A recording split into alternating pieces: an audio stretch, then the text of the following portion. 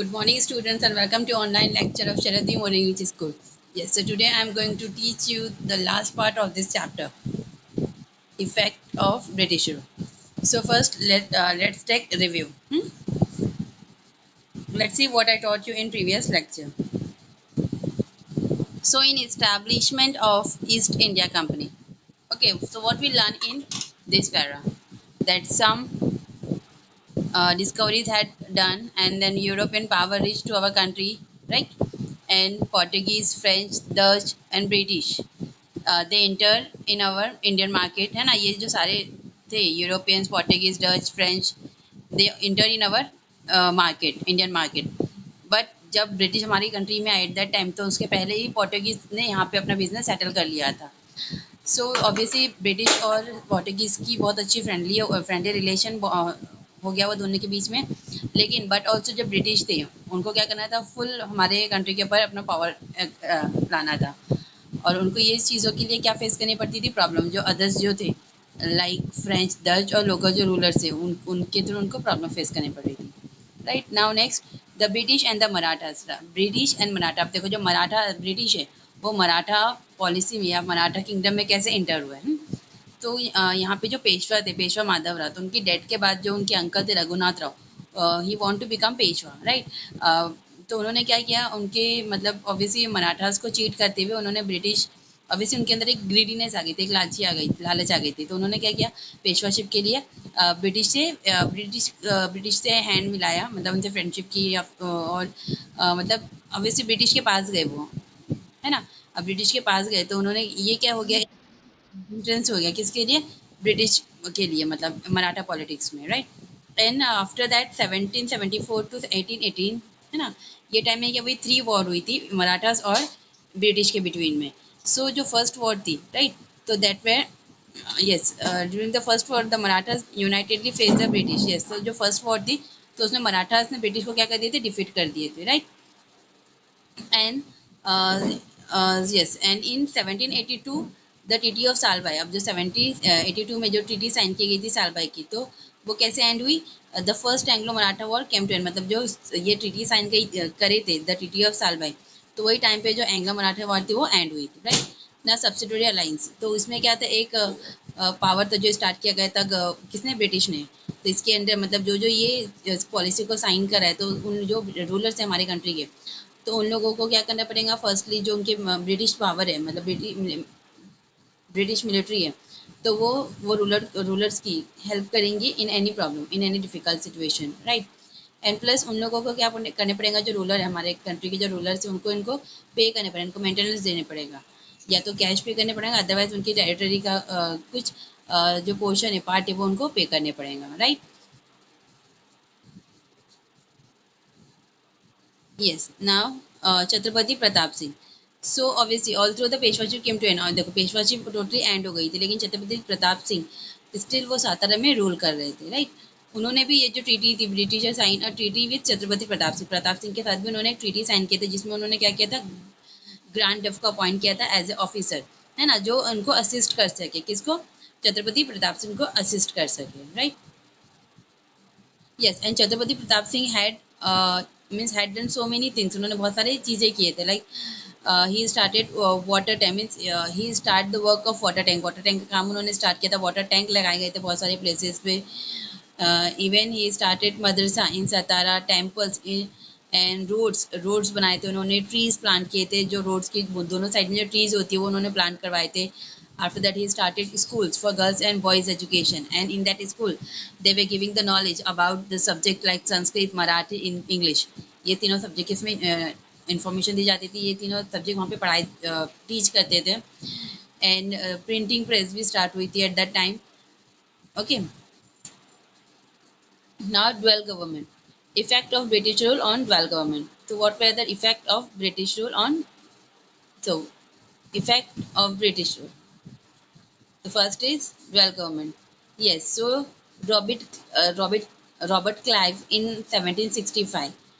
Robert Clive जो थे, इन्होंने इंट्रोड्यूस किया था, means he had started dual government in our country. तो फर्स्टली ये कहाँ पे स्टार्ट हुआ था, it was started in Bengal, right. इसमें मैंने बताया था आपको, देखो दो एक दीवांश होता है और एक वो होता है, दो होते थे, एक में जो होता है वर्क जो क्या करते हैं उन लोग रिवेन्यू कलेक्ट करते हैं, सेकंड जो रहते हैं वो एडमिनिस्ट्रेशन को देखते हैं। तो जो किंग होता है उनके अंडर में क्या आता है वो वहाँ के एडमिनिस्ट्रेशन को देखते थे। तो ये इन शॉर्ट ये क्या था, डबल गवर्नमेंट सिस्टम था। तो अभी इसकी वजह से क्या हुआ था, जो टैक्सेस लेते थे तो वो क्या करते थे, जो मतलब money in the form of taxes went into the pocket. Yes, so money जो थी जो टैक्सेस की फॉर्म में ली जाती थी तो वो किसके पॉकेट में जाती थी, ऑफिसर्स के पॉकेट में जाती थी, है ना। और फिर monopoly of trade in India, मतलब एक ही ईस्ट इंडिया कंपनी का ही रूल चल रहा था, जो अदर जो कंपनीज थी ऑब्वियसली उनको प्रॉब्लम फेस करनी पड़ी थी।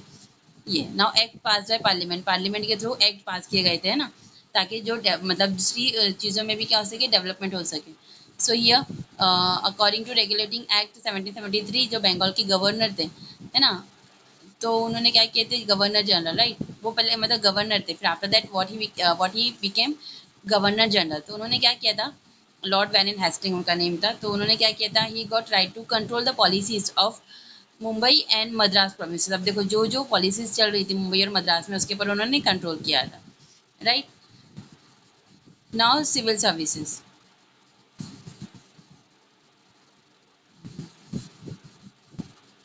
यस, अब यहाँ पे सिविल सर्विसेज है, राइट। तो इसमें क्या था, ऑब्वियसली जो ब्रिटिश थे हमारी कंट्री में जो रूल कर रही थी, तो दे वांट टू, उनका जो पावर था उनको ज़्यादा स्ट्रांग बनाना था, है ना। तो ऑब्वियसली इसके लिए क्या था, इम्पोर्टेंट क्या था, ब्यूरोक्रेट्स। तो ये जो लॉर्ड कॉर्नवालिस थे उन्होंने ब्यूरोक्रेसी को स्टार्ट किया था हमारी कंट्री में, right. So after that we had learn military and police force. Military कैसे स्टार्ट हुई थी हमारी कंट्री में, देन पुलिस फोर्स स्टार्ट कैसे हुई थी, क्या क्या वर्क उन लोग को डिवाइड किया गया था। Now next one is judiciary system, judicial system. They started courts, civil court and criminal courts. अगर उन लोग के वहाँ पे अच्छे से उनका जो प्रॉब्लम है सॉल्व नहीं हो रही है लोकल पीपल्स की, लोकल केसेस की, सो वो किसके अंडर में जाती थी, under the high court. Now equality before law, after that economic policies of the government, and last one is land revenue policy. Okay, so I'm going to start the explanation from here. Before the British rule, the Indian economic system was self-sufficient. Through agriculture and related services, the need of the village were fulfilled in the village itself. Yes, so before British rule, obviously British rule के पहले क्या होता था?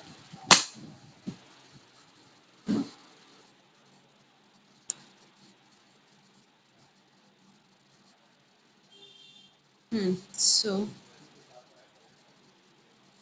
Yes, तो increase, देखो अभी इनको British ने क्या किया, इंक्रीज उनकी जो इनकम है इंडिया में इंक्रीज करने के लिए। अभी पहले हम लोग ने क्या देखे थे, ब्रिटिश के आने के पहले के जो टैक्सेस होते थे वो लोग कैसे पे करते थे, फार्मर्स ग्रेन्स के फॉर्म में पे करते थे, है ना। लेकिन जब ब्रिटिश हमारी कंट्री में आ गई थी, है ना, तो ब्रिटिश को क्या करना था, उनकी जो इनकम थी उसको इंक्रीज करना था। तो ब्रिटिश ने क्या किया थे, रेवेन्यू सिस्टम में कुछ चेंजेस लाए थे। वो क्या करते थे, पहले जो लैंड होता था, मतलब जहाँ पे फार्मर फार्मिंग करते थे, है ना, तो वो लैंड को मेजर करते थे। वो लैंड की वो लैंड की जितनी साइज होती थी, जितनी एरिया होती थी वो लैंड की, उसके हिसाब से उसके ऊपर टैक्स फिक्स कर दिया जाता था। ओके, एंड पेमेंट पेमेंट जो होती थी वो कैसी होती थी, कंपलसरी पे करना ही होता था, but in the form of cash. जैसे पहले ग्रेन किया जाते थे वैसे नहीं, वो फॉर्म कैश के थ्रू ही पे की जाएंगी। एंड अगर सपोज अगर फार्मर की क्रॉप नहीं हुई है कल्टीवेट अच्छे से, उसको बहुत लॉस हो गया उसकी फार्मिंग में, तो ऐसा होता है ना इन सम केसेस के फार्मर पे नहीं कर पाता टैक्स। तो ऐसी सिचुएशन में क्या होगा, if the farmer failed to pay tax in time, his land would be confiscated। उसका जो लैंड है वो क्या क्या हो जाएगा, मतलब जो ब्रिटिश के अंडर में चले जाएंगे, हाँ। वो उसके मतलब एज ए पनिशमेंट पनिशमेंट के तौर पे वो उसका जो लैंड है वो उन लोग ले लेंगे, British government. And the British system of land revenue collection different from place to place which lead to exploitation of all farmer. अब ये जो ब्रिटिश का जो सिस्टम था लैंड रेवेन्यू का, ऑब्वियसली लैंड रेवेन्यू को कलेक्ट करने का, ये डिफरेंट डिफरेंट पार्ट्स में इंडिया में क्या हो गया था, स्प्रेड हो गया था। और उसकी वजह से जो फार्मर्स थे उनको प्रॉब्लम फेस करनी पड़ रही थी। Okay, now next one, consequences of new land revenue, right? New land revenue system. Yes, now here we will learn what is consequences, क्या क्या consequences से new land revenue system के. Okay, now there were undesirable effect of the new land revenue system of on the rural life. ये अब देखो जो new form start हुए थे, मतलब न्यू जो लैंड सिस्टम स्टार्ट हुए थे after came the British government in our country, तो उसकी वजह से जो रूरल लाइफ थी उनके ऊपर बहुत इफेक्ट पड़ रहा था, right. So for payment of taxes, Yes, so for payment of taxes, Indian farmers started selling the crops at whatever price it received. Yes, obviously ये जब उनको इतनी प्रॉब्लम फेस करने पड़ी थी फार्मर्स को, तो व्हाट दे डिसाइडेड, उनके जो क्रॉप्स वो जो कल्टीवेट करते थे तो उसके मार्केट में वो जो प्राइस उनको मिलती थी, मतलब जो प्राइस वो रिसीव करते थे, ऑब्वियसली बार्गेनिंग करते ना, जो चीज़ें हम परचेज करते, तो वैसे ही बार्गेनिंग के थ्रू उनको जो भी प्राइस उनको देते थे, तो वो प्राइस में अपने जो ग्रेन्स थे उसको सेल कर देते थे, क्रॉप्स को सेल कर देते थे, ग्रेन्स को सेल कर देते थे। And the merchants and brokers started purchasing their goods at minimum rates. अब देखो ये सारी चीज़ों का बेनिफिट कौन ले रहा था, ऑब्वियसली इनको पता था कि फार्मर को मतलब इतनी सारी प्रॉब्लम फेस करने पड़ रही है ना, रिवेन्यू पे करने पड़ा है, लैंड रिवेन्यू पे करने पड़ा है, तो इसकी वजह से क्या हुआ था, इसका जो एडवांटेज कौन ले रहा था, जो मर्चेंट्स और जो ब्रोकर्स थे, जो उनसे चीज़ें परचेज करते थे, खरीदते थे, तो उन लोगों को पता था ये सब, तो उन लोग क्या करते थे, वो जो चीज़ें, वो जो क्रॉप्स उनसे लेते थे, है ना, बाई करते थे जो, तो उसकी वो बहुत मिनिमम रेट लगाते थे, क्योंकि उनको पता था कि फार्मर्स को in any and how condition वो मतलब सेल ही करना है, उसके बाद और कोई ऑप्शन नहीं है, तो ऑब्वियसली वो क्या करते थे, इसकी वजह से बहुत मिनिमम रेट लगाते थे उनके प्रोडक्ट, उनके क्रॉप्स का, और से उनसे ले लेते थे। At certain time the farmer had to mortgage his land to the money lender for arrangement of money to pay the tax। अब देखो ऐसे ऐसी सिचुएशन भी आती है कभी कभी फार्मर की लाइफ में, कि उससे अपना जो लैंड है वो मॉर्टगेज करने पड़ता था, अपना जो लैंड है वो मॉर्टगेज करने पड़ता था, ताकि जो मनी लेंडर है, मतलब जिनसे वो मनी लेते हैं, तो उनको वो क्या कर सके, उनको मतलब उनको टैक्स पे कर सके, मीन्स अरेंजमेंट कर सके वो मनी का, और मनी का अरेंजमेंट करने के बाद वो क्या कर सके, वो टैक्स पे कर सके। Farmer become bankrupt in case of non repayment of loan, the farmer had to sell his land। अब वैसे अब देखो, अब उनके पास टैक्सेस बढ़ रहा था, है ना, तो फार्मर क्या हो गए थे, बैंकक्रप्ट हो गए थे। और ऐसे केसेस में क्या होता था, in case of non payment of loan, the farmer had to sell. अब जब फार्मर लोन नहीं पे कर पा रहा है ना, उसकी कंडीशन बहुत ज़्यादा ख़राब हो गई, इसकी फाइनेंशियल कंडीशन बहुत ख़राब हो गई है, वो उसके टैक्सेस नहीं पे कर पा रहा है टाइम पर, है ना, और लोन नहीं पे कर पा रहा है, तो उसकी वजह से जो उसके फार्म होते थे, उसके जो लैंड होते थे, वो अपने जो लैंड है वो सेल कर देता था। The farmer was exploited by the government, zamindar, money lender and merchants. अब वो देखो, मतलब वो किसके थ्रू एक्सपोर्ट किए जाते थे, जो गवर्नर थे वहाँ, जो गवर्नमेंट थे, ब्रिटिश गवर्नमेंट थे हमारे कंट्री में जब, तो उनके थ्रू, फिर जमींदार, जो बड़े बड़े जमींदार होते थे, जो रिच पर्सन थे वो एट दैट टाइम, उन लोग उनको एक्सपोर्ट करते थे फार्मर्स को। फिर जो मनी लेंडर्स थे, जो उनको मनी देते थे, लोन पर जो मनी देते थे, है ना, वो लोग, एंड मर्चेंट्स, इनकी वजह से जो फार्मर्स की लाइफ होती थी वो पूरी टोटली एक्सप्लोर हो गई थी। Now, commercialization of agriculture. Initially, good grains were cultivated by the farmer. It used to fulfill their domestic need as well as the need of the villages. Now, initially, food grain were cultivated by the farmer. अब देखो क्या होता था, food grain were cultivated, जो भी food grains है, तो that were cultivated by the farmer, है ना, and it used to fulfill their domestic need। अब देखो, इससे वो अपनी जो domestic needs है उसको fulfill करते थे, and as well as the need of the village, मतलब जो विलेजर्स थे, जो विलेज में रह रहे थे पर्सन्स, उनकी नीड भी फुलफिल करते थे, beside they were fulfill their own needs, their own domestic needs, उनकी खुद की भी डोमेस्टिक नीड वो फुलफिल करते थे। And the British government started giving more encouragement to cash crop like cotton, indigo, tobacco, etc. The process of giving stress on cultivation of profit-giving cash crop instead of food grain is known as the commercialization of agriculture. Yes. So देखो इसमें क्या हुआ था, अब देखो जो farmers थे, है ना, वो ग्रेन्स ग्रो करते थे, जिससे उनको क्या होता था, उन वो मतलब अपनी नीड्स भी फुलफिल कर लेते थे, और जो विलेज में जो पीपल्स रहते थे उनकी भी नीड्स फुलफिल कर लेते थे। लेकिन जो ब्रिटिश गवर्नमेंट थी वो क्या करती थी, उनको ज़्यादा एनकरेज किस चीज़ के लिए करती थी, जो कैश क्रॉप्स होते थे, है ना, लाइक कॉटन, इंडिगो, टोबैको और टी और एक्सेट्रा, जो ये जो सारी कैश क्रॉप्स है, तो इसके लिए उनको बहुत ज़्यादा एनकरेज करते थे। इस वजह से क्या होती थी, ब्रिटिश गवर्नमेंट में ज़्यादा पे अमाउंट आता था, इस वजह से ये क्रॉप्स के ऊपर वो ज़्यादा एनकरेज करती थी फार्मर्स को, उनको प्रेशराइज करती थी कि ये कैश क्रॉप को वो कल्टीवेट करें, right. The process of giving stress on cultivation of profit giving cash crop instead of yes, और क्या करती, ऑब्वियसली इसके ऊपर ज़्यादा प्रेशर करते थे कि कैश क्रॉप को कल्टीवेट करो इंस्टेड ऑफ फूड ग्रेन। अभी ऑब्वियसली इंपॉर्टेंट क्या था पीपल्स के लिए, फार्मर्स के लिए, फूड ग्रेन्स को फूड ग्रेन्स को कल्टिवेट करना। लेकिन बिसाइड दैट जो ब्रिटिश गवर्नमेंट थी वो उनको प्रेशराइज किसके लिए कर रही थी, कैश क्रॉप के लिए। तो ये जो चीज़ें थी, तो this is known as commercialisation of agriculture. ये एक तरीके से क्या हुआ, एक कमर्शलाइजेशन हुआ एग्रीकल्चर का। Now famine, now famine From 1860 to 1900, India faced great famine, but the British ruler did not take much effort to overcome it. Yes.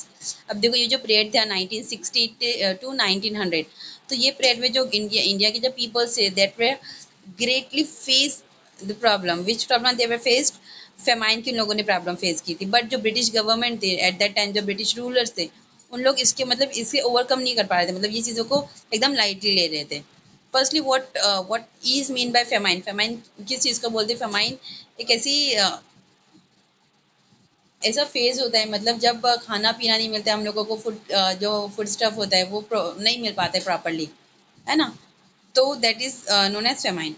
तो वो पीरियड में ऑब्वियसली वो टाइम पर ब्रिटिश रूल करे थे हमारी कंट्री पे, तो उनका काम था कि वो ये सारी चीज़ों को लोग ओवर करें, लेकिन वो ये चीज़ों के ऊपर ज़्यादा इफर्ट नहीं कर रही थी। Similarly not much expenditure was made on provision of water supply. In fact उन लोगों को तो फूड प्रोवाइड नहीं किए जा रहे थे बराबर से, but beside that they were not getting water supply, उन लोगों को वाटर सप्लाई भी नहीं किया जा रहा था। Now next one is development in transport and communication system. Now, what were the development in transport and communication system? So, for increase in trade and convenience of administration, the British developed modern facilities like transport and communication in India. Yes, so for increase, obviously British को क्या करना था, trade और convenience of administration को क्या करना था, बढ़ाना था, increase करना था। तो इसके लिए ब्रिटिश गवर्नमेंट ने डेवलपमेंट के लिए क्या क्या मॉडर्न फैसिलिटीज लाइक ट्रांसपोर्ट और कम्युनिकेशन को स्टार्ट किया था हमारी कंट्री में।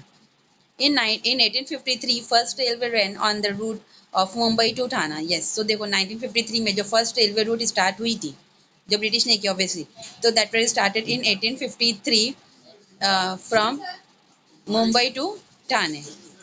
Okay, and in the same year, British started telegram system in India, and in the same period, British ने क्या स्टार्ट किया, टेलीग्राफ सिस्टम स्टार्ट किया था इंडिया में। So due to it, all cities and military station got connected to one and another. अब देखो obviously ये telegraph के सिस्टम की वजह से क्या हुआ था, जो जितनी भी सिटीज थी और मिलिट्री स्टेशन थे वो एक दूसरे से कनेक्टेड हो गए थे।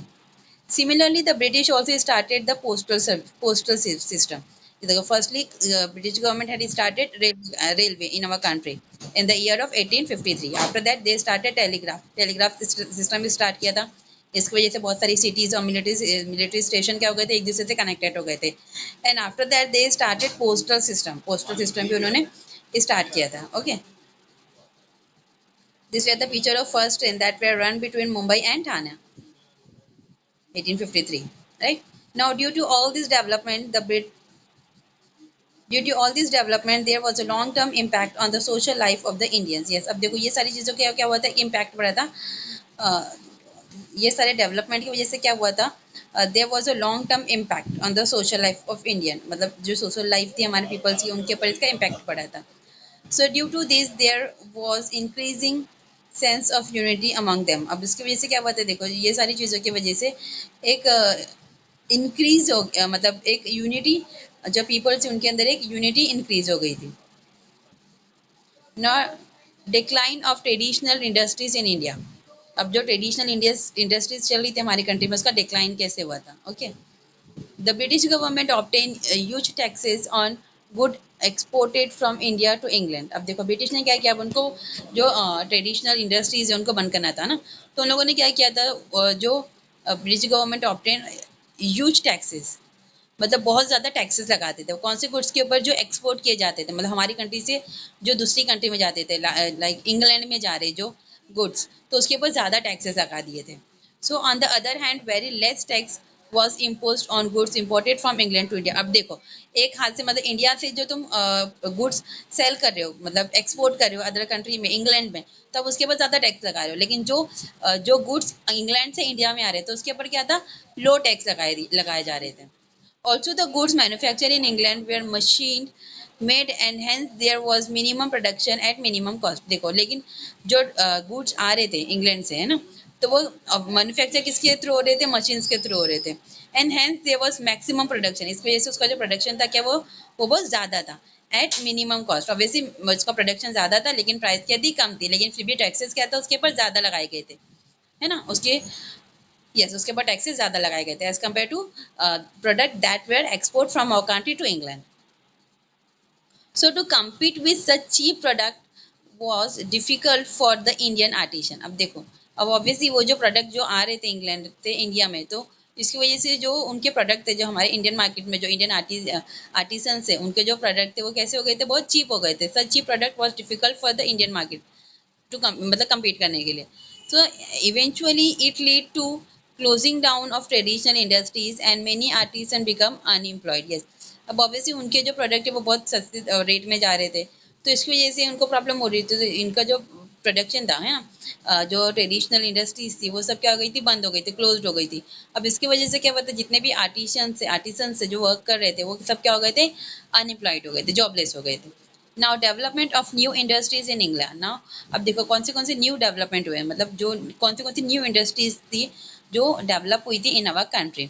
So due to the lack of British support, experience of management and capital, the Indian businessmen could not come forward in large number। Yes, अब देखो ड्यू टू द मतलब ब्रिटिश गवर्नमेंट के बहुत ज़्यादा सपोर्ट की वजह से और एक्सपीरियंस ऑफ मैनेजमेंट, जो उनके अंदर जो एक्सपीरियंस है मैनेजमेंट का और कैपिटल, ये सब की वजह से क्या हुआ था, जो इंडियन के जो बिजनेस मैन थे, है ना, they are not able, they could not come forward in large amount. मतलब ज़्यादा ऑब्वियसली बहुत सारे intelligent person at that time also, बहुत सारे इंटेलिजेंट बिजनेसमैन थे, लेकिन वो नहीं आ पा रहे थे मतलब सामने। Okay,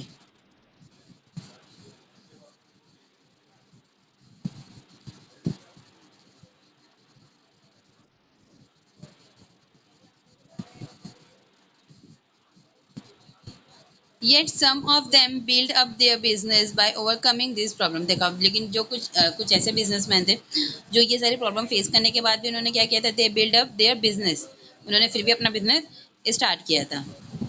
in 1853 Kavasji Nanabhoi Dawar started the first textile mill in Mumbai। Yes देखो, ये सारी प्रॉब्लम्स के बाद भी जो कवच नाना बॉय दावर है, इन्होंने क्या किया था, इंडिया हमारे इंडिया मुंबई में मुंबई में फर्स्ट टेक्सटाइल मिल स्टार्ट किए थे in year 1853। Okay, and in 1855 the first jute mill was started at Rishira in Bengal। Yes, and after that in 1855 first jute mill were started in Rishira in Bengal। Okay, in 1907, Jamshedji Tata established the Tata Iron and Steel Company at Jamshedpur. Yes, and after that, in the year of 1907, Jamshedji, it was also a very popular person, right? This is the photos of that person, and he established first Tata Iron and Steel Company। उन्होंने क्या start किया था? He started first Iron and Steel Company at Jamshedpur। In India, coal, metal, sugar, cement, and chemical industries came to be started. Yes, and obviously, उन लोगों ने slowly, after some time, they had also started some other companies like coal, metal, sugar, cement, chemical, etc. Now, social and cultural effect, right? So, what were the social and cultural effect? In the 19th century, Europe,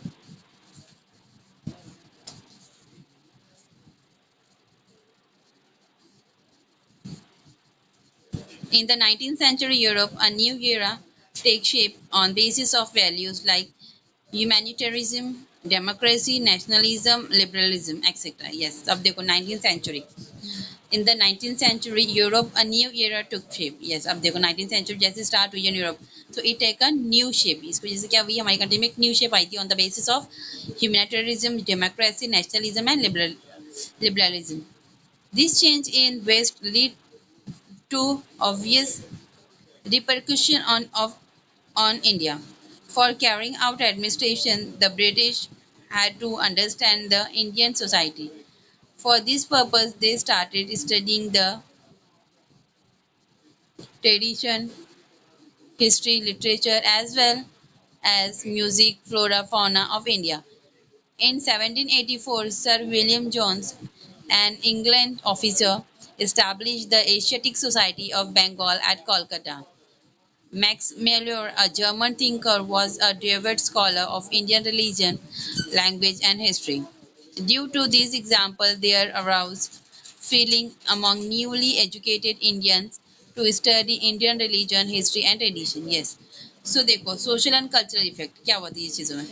तो obviously ह्यूमैनिटेरिज्म, democracy, nationalism, ये चीज़ों की वजह से मतलब ये values की वजह से एक न्यू शेप ली गई थी, right. Now this change in the west, अब इसकी वजह से क्या होता है, जो ऑब्वियसली ये सारी चीज़ों की वजह से चेंजेस आया था वेस्ट में, वेस्ट ऑफ इंडिया में, वेस्ट साइड ऑफ इंडिया में. And for carrying out administration of British had to understand the Indian society. अब ऑब्वियसली ब्रिटिश को इंडिया में रहना था, इंडिया के ऊपर रूल करना था, तो क्या इंपॉर्टेंट था उनके लिए, यहाँ का इंडिया का जो कल्चर है उसको अंडरस्टैंड करना. Carrying out administration the British Indian society, उनको क्या करना था, इंडियन सोसाइटी है उसको अंडरस्टैंड करना. This way the important thing for the Britisher. So for that purpose they started the study of tradition. उन्होंने क्या स्टार्ट किया, they started the study of tradition, history, literature and as well as music, flora, animal and plant, flora and fauna of India. ये सारी चीज़ों के ऊपर उन्होंने study करना स्टार्ट कर दिए थे. And in 1784 sir Williams John, right, an English officer, Sir William John, he was an English officer. He established the Asiatic Society of Bengal at Kolkata. इन्होंने start किया था Asiatic Society of Bengal at Kolkata. And Max Muller, a German thinker, he was a German thinker, was a devout scholar, and besides that he was a devout scholar of Indian religion, language, and history. And due to these examples, there aroused feeling among new educated. अब इसकी वजह से क्या हुआ था, देखो ये सारी चीज़ों की वजह से जो न्यू एजुकेटेड जो इंडियन पीपल्स हैं, उन लोगों के अंदर एक वो आ गई, ऑब्वियसली एक क्यूरियसिटी आ गई थी टू गेन दैट नॉलेज. मतलब वो जो सारी चीज़ों, मतलब ट्रेडिशंस के बारे में, हमारी हिस्ट्री के बारे में, रिलीजन्स के बारे में, ये सारी चीज़ों के बारे में उनको नॉलेज देने की क्यूरियसिटी हो गई थी. ओके.